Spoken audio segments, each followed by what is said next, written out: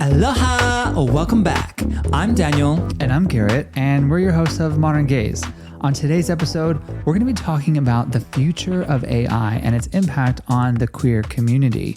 Specifically, when we think about dating and building relationships and even sexual encounters. Let's get into it. We woke up, we got our gym on, we got our fitness on, we are ready for the day. To be honest, it's a very hard struggle to get out of bed and get to the gym.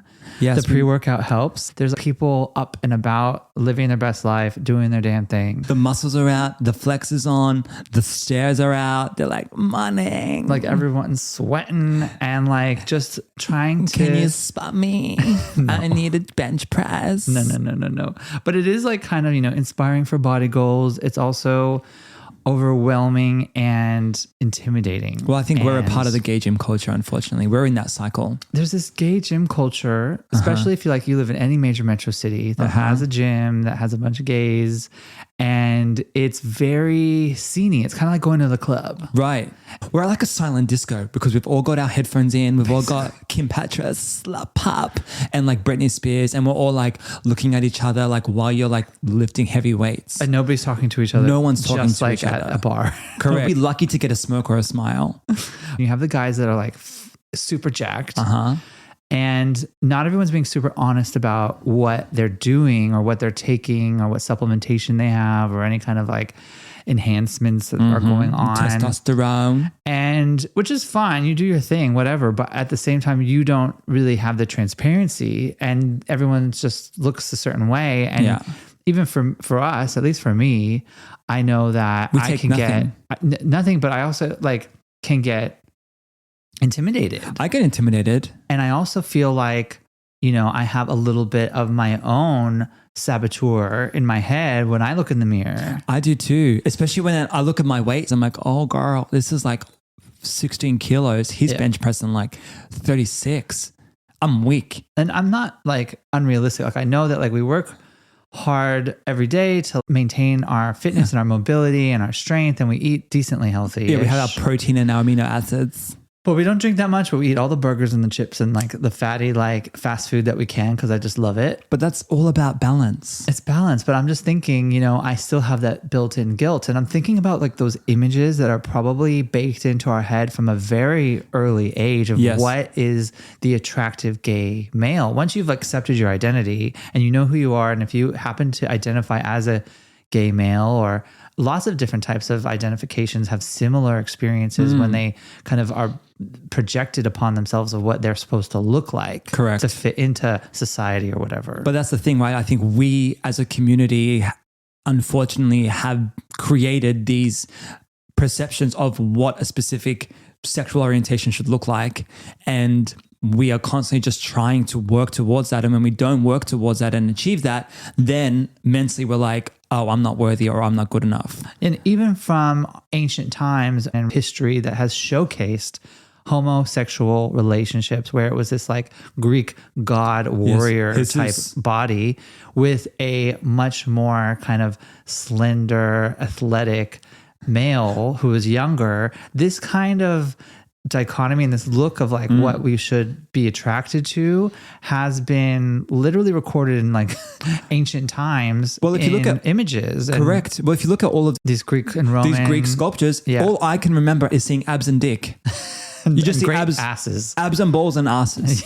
Even throughout our human history, we have images of this like super masculine built guy that's this like epitome of gay culture, and it's not relevant or that interesting or connective to so many queer people. Yes. But it's still something that I feel like is in the back of my mind. And going back to the talk about today, is an AI. And if you look at Brawny AI and some of these other Instagram AI platforms that are using generative AI technology to create images of gay men. Correct. They're in jock straps and like muscular, super muscular. They're like bigger than Arnold Schwarzenegger. They're like blowing. It's like this surreal ridiculousness. They are blowing the fuck of muscles, up. You know, and like giant packages and like giant asses.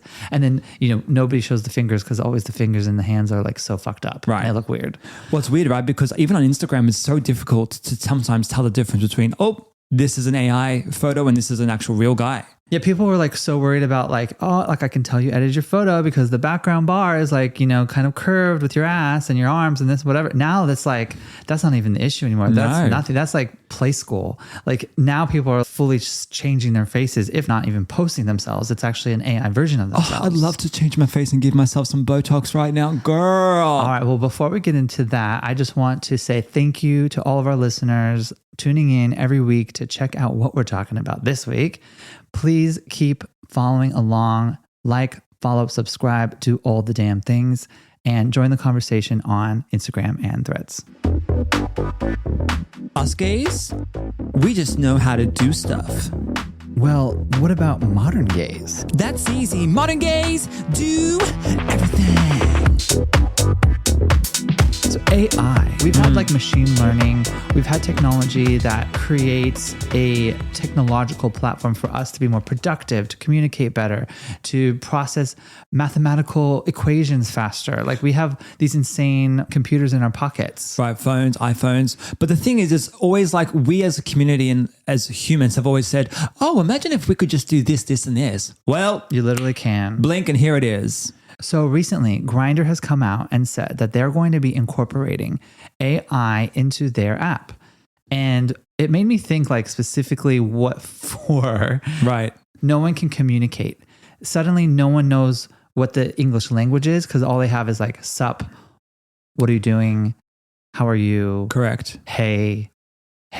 Verse, top or bottom. Like it's like, but it's also, they're also creating it because a lot of people are wanting to have that constant communication. So when no one is engaging in a conversation with somebody, it helps you out. Grindr is like, okay, how can we increase our usage on the app? Yeah. Correct. Yeah. And have people on it all the time talking to people. AI. Right. So Grindr is basically creating like a wingman for you to help, you know, when you engage with a conversation with someone, it'll be like you're basically your gal pal. That's crazy. It'll be like, go to this place for a restaurant, or you like to eat burgers, go to 300 grams for a burger. It's like suggestive. Oh, you think they're going to even like build in like advertising into it? Maybe it'll even like integrate booking systems. So it's like, oh, here's a restaurant to go and eat at. Also, I've made you a booking for 2.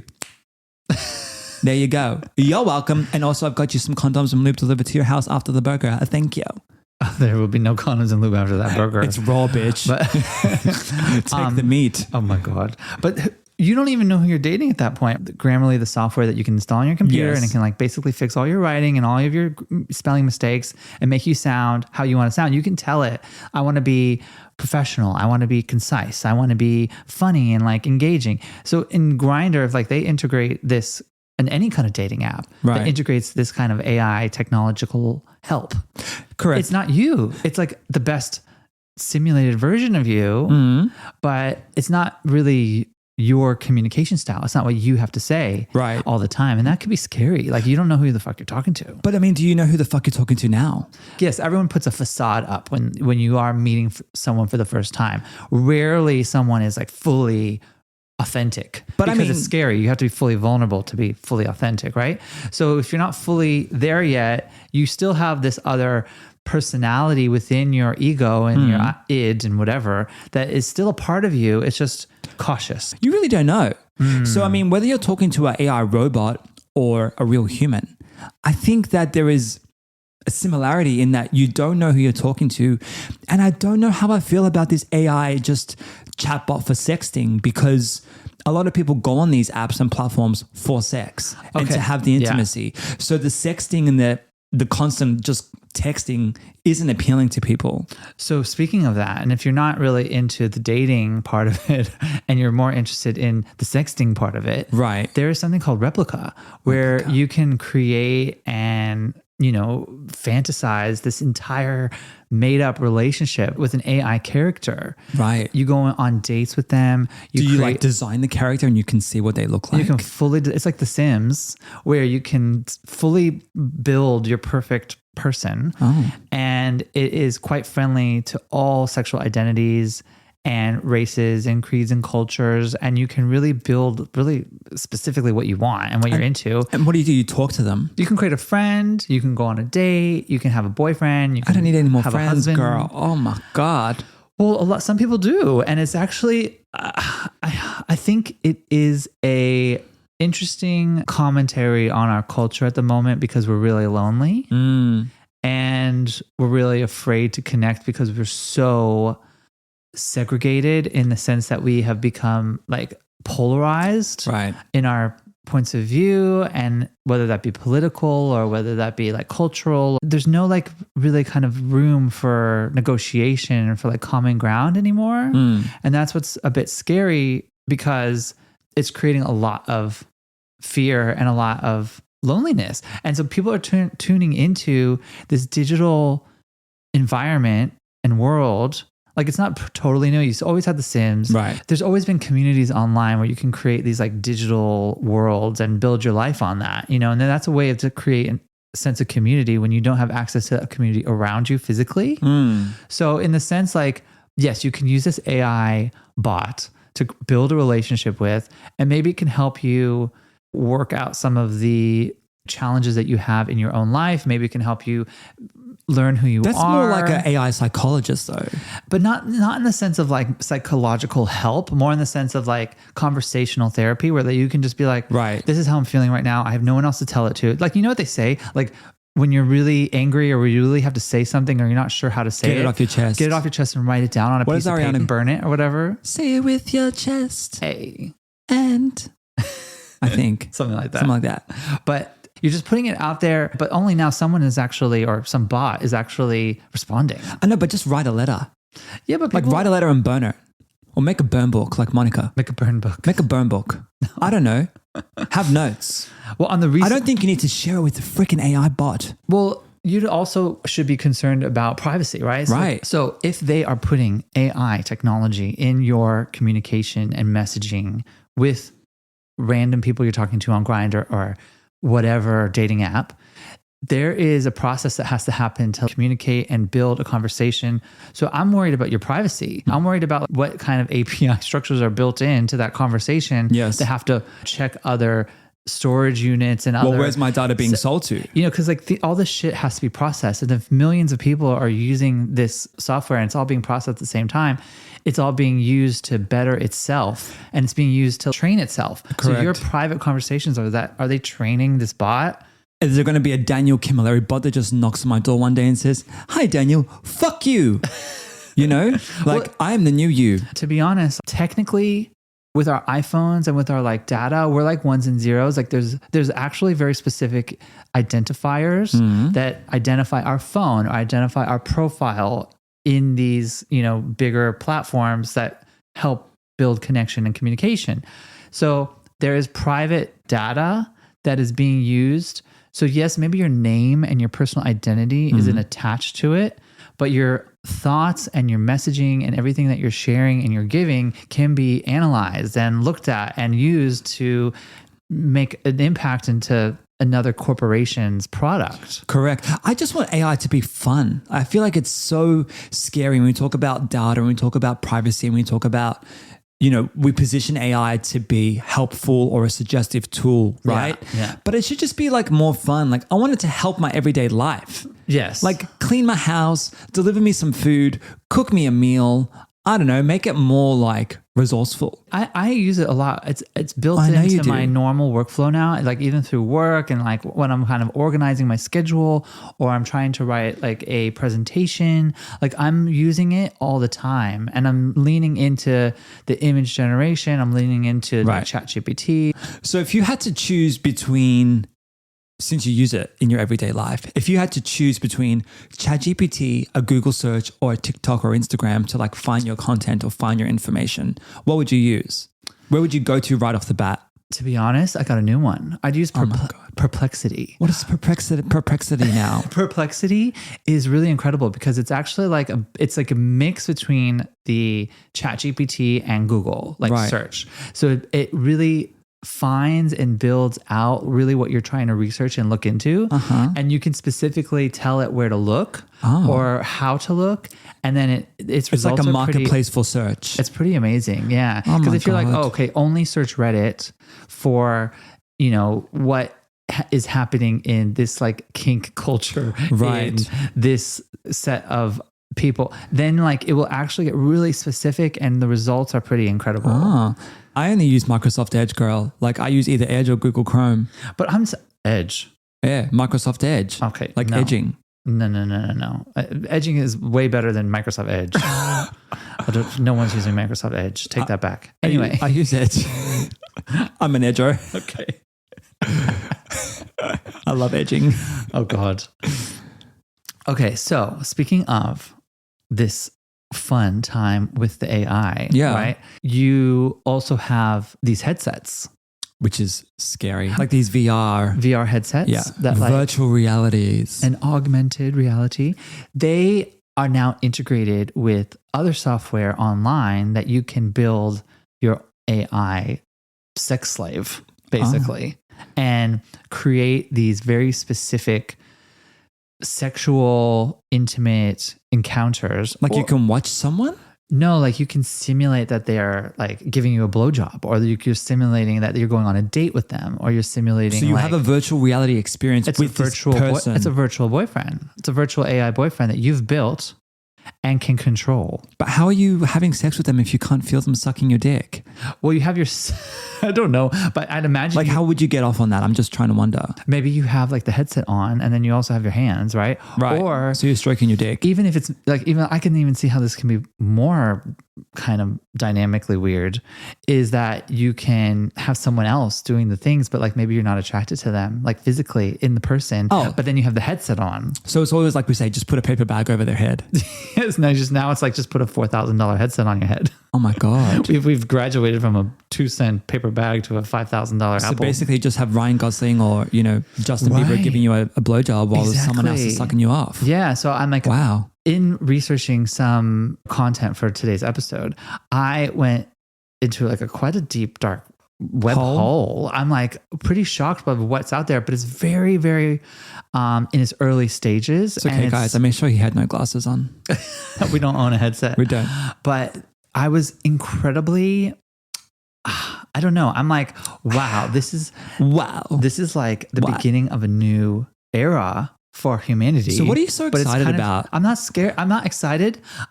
Your eyes are lighting up right now. So like, what are you most excited about? I do like change. I'm not a fearful person when it comes to change. You don't think these alien robots are going to just take over the world and kill us all? Probably, but it'll take a while. And you're excited about that? No, it'll be our own fault because we built it. Well, it'll be your fault, girl, because you're excited right now. No, but seriously, change is inevitable. I know. And it is going to make an impact. So you're either going to educate yourself and know what's going on, or you're just going to like be in your bubble. Okay. So back to this black hole. What did you find during your research? So it is quite in its infantile state. It's like rapidly developing, and there's not that many people in the mainstream who are very interested in this kind of technology anyway. Right. So it's developing very slowly in the background, where you have like these, I don't know, there's like hundreds and hundreds and hundreds of like YouTubes and instructional videos and documentation on how to build your AI person who's going to give you a blowjob. Right. And I'm like, this seems way too much work. Like way, way, way, way, way too much work to then spend, 7 weeks teaching yourself how to code and design this thing on the software, and then spend all the time like literally teaching it how to move its head up and down, and then getting it installed in your computer. But it can't just be any computer. You have to like get this other computer that has a specific kind of processor. It has to be a Windows computer. I'm like, okay, I'm not doing that. And then you have to like put it all together and then put the headset on. It's not any headset. It's like a very specific headset. And then you have to have it all like being like, you've wires going everywhere. It's literally Can I tell you what this sounds like to me? Can I tell you what this sounds like to me? A lot of work? No, it sounds like money. It sounds like a rich bitch. This is going to be for the expensive Hanny. AI to start off with is going to be for the expensiveness, because it's like cars, right? You have all these electric cars, you have these chargeable cars, and that is for the people with the menaces. Well, it's actually very subculture. It's very like it's on the DL. It has not a lot of funding. I think it's only one company that's like running it, and they're running a Patreon to like collect money to like fund themselves. So it's very DIY at the moment, but it is interesting in the sense that it's leaning on pretty advanced technology to do this. And the fact that we're even like, it's even come up in this whole talk around the digital AI boyfriend and Grindr's incorporating it. Like literally everything I have, I'm getting alerts and notifications saying now AI writer, now AI is attached. Of course you are, because all you do all day is Google AI. No, I don't. I just live my best life. I'm like, it's in the Google, it's in the Apple, it's in it's in Gmail. Right. It's in Gmail? How? It's built into Gmail now. I've never seen it. Yeah, it's like Gemini or something. Oh, Gemini. I've heard of Gemini. And then you have like, it's built into every search. And I use a lot of software for like work and productivity and development, whatever. Like every single one of them is getting like an AI add-on. Right. Like if you're not using AI in some way, shape, or form right now, it's like living under a rock. I get that. You know what I mean? Like, I just wish there was like drones to do my grocery delivery. I'd much rather some innovation in making my day-to-day. What's funny is that like that was going on forever. That's been in development for like a decade. I know. And nothing has really been approved or gotten that far in an exciting way because people do still crave, I think, physical interaction. People still want to go out and do stuff and go get my things and like run my errands. That's true. It's when you're sitting alone and like doing nothing. It's like get your groceries delivered and be alone and have an AI virtual reality jerk-off session with Justin Bieber. Very, very exciting life ahead. Like people are like really worried about like this face swap and like all of this deep fake situation is really scary. Like deep fake. Like you could just put your face on anyone else's body and then like video that, like and make it look real. Like all these celebrities are getting put on these like sexualized videos, which is like terrible. Or what about those AI generated photos with like, I know we always talk about celebrities, but like let's say The Rock with Vin Diesel, right? Like two muscular guys like naked on a motorbike. Yes, yeah. Like I've seen a lot of that on Facebook. You know what's funny? I've actually seen a lot of these photos pop up on my Facebook more so than anything. And I also think that the AI bots are creating Facebook groups or Facebook communities for gays. Well, that's what I see on my Facebook. Yeah, absolutely. And it's like, gay life, or it's like gay husbands. And then it's like these two random guys that are like obviously generated by AI. Yeah. So, I mean, like bringing this back to gym culture and the idea of this masculine form and seeing these overly like stereotypical representations of gay men. Yeah. It is pretty fucked up, I think, in the sense that we are only going to see more and more of this stereotype, kind of being, I don't know, portrayed. Like, it's like an overwhelming representation because you now have a machine making it. So now you have these bots that are being able to self-generate their images of all these different types of people, right? And then publish them on a massive scale. And you're going to have these everyone, including looks again. Young adolescent people who are coming into their own identity, seeing more and more of these images. Yep.